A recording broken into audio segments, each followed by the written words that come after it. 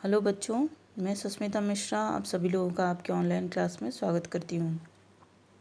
तो पिछले क्लास में हम लोगों ने पढ़ा था वर्णमाला के बारे में। तो आज हम उसका प्रश्नोत्तर करेंगे। तो आइए देखते हैं प्रश्नोत्तर में क्या क्या है। पहला है म में सभी स्वरों की मात्रा लगाकर लिखें। तो यहाँ पे देखिए म पे सभी स्वरों की मात्राएं लगा है। मा, मी, मू, मृ, में, मो। सभी स्वरों की मात्रा लगा है। यहाँ पे नंबर 2 पे देखिए चित्रों को देखें और सही मात्रा लगाकर शब्द बनाएं। तो यहाँ पे देखिए कुत्ता उ मात्रा लगा, गाय आकार की मात्रा लगा, चिड़िया ई मात्रा लगा, कृषक री मात्रा लगा। नंबर 3 चित्रों को देखकर सही वर्ण पर अनुस्वार या अनुनासिक लगाएं। यहाँ पे बंदर अंग मात्रा, पंखा अंग मात्रा, आँख अनुनासिक, सांप अनुनासिक। अब देखते हैं नंबर 4 पे दिए गए शब्दों को सही जगह पर लिखें। तो आप लोग देख सकते हैं कि यहाँ पे र के विभिन्न रूप दिए गए हैं। तो यहाँ पे एक पोटली दिखाई दे रही है आपको, यहाँ पे कुछ शब्द हैं। तो उन शब्दों को हमें चुनकर इधर लिखना है। तो यहाँ देखिए रत्न दिया है, रत्न का रचना रघु, ग्राहक ग्रह क्रिकेट, सूर्य हर्ष और वर्षा, ट्रैक्टर ड्राइवर और ड्रम। तो यहाँ से हम लोगों ने चूज़ करके यहाँ लिखा, हमने चुन के यहाँ लिखा। अब नंबर 5 की बारी। इन संयुक्त व्यंजनों से बनने वाले 3 शब्द लिखें। संयुक्त व्यंजन पता है आप लोगों को क्या होता है? दो अलग अलग व्यंजनों को मिलाकर बनता है संयुक्त व्यंजन।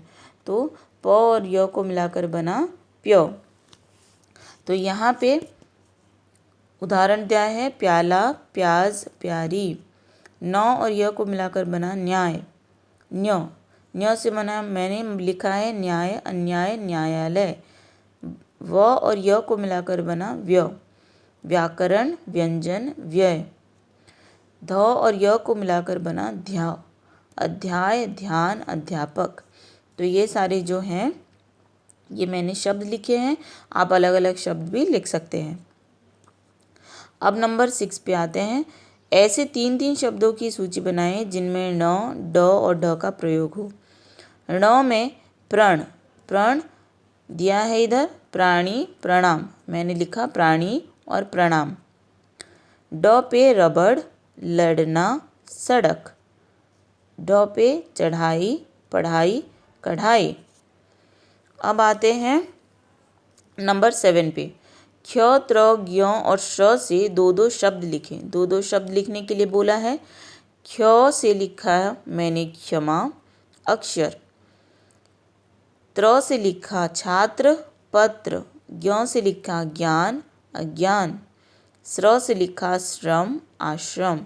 तो ये सारे मैंने 2 शब्द लिखे हैं, आप अलग अलग शब्द भी लिख सकते हैं। अब आते हैं नंबर 8 पे।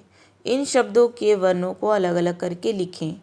पापा प आ पापा, इनको अलग करके लिखना है। इन प पे हलंत मात्रा इसलिए है क्योंकि ये स्वर के बिना है, ये जो व्यंजन है ये स्वर के बिना है, तो इसीलिए इसके नीचे हलंत लगाया गया है। यहाँ पे भाषा भ आ श आ भाषा, घर घ अ र अ घर, पेड़ प ए ड अ पेड़, प ए ड अ पेड़। तो यहाँ पे हमने वर्णों को अलग अलग करके लिखा। अब नंबर 9 दिए गए वर्णों को मिलाकर शब्द बनाएं। स आ ख आ शाखा, ग आ य अ गाय, म उ ल ई मूली, स उ र य अ सूर्य। तो यहाँ पे हमने वर्णों को मिलाकर शब्द में लिख लिया। अब आते हैं नंबर 10 पे। दिए गए बॉक्स में से चुनकर संयुक्त व्यंजन और द्विविध व्यंजन वाले शब्द लिखें। द्विविध व्यंजन क्या होते हैं? एक व्यंजन को दो बार प्रयोग में लाते हैं, दो बार मिलाकर।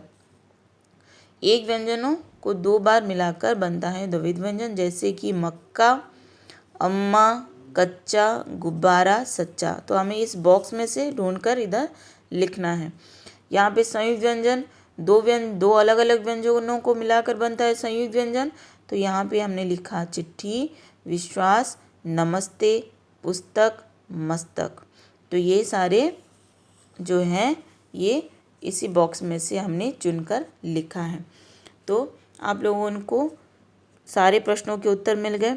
तो आप लोग अपनी पुस्तिका में इसको लिखेंगे और इसका अभ्यास करेंगे। Thank you.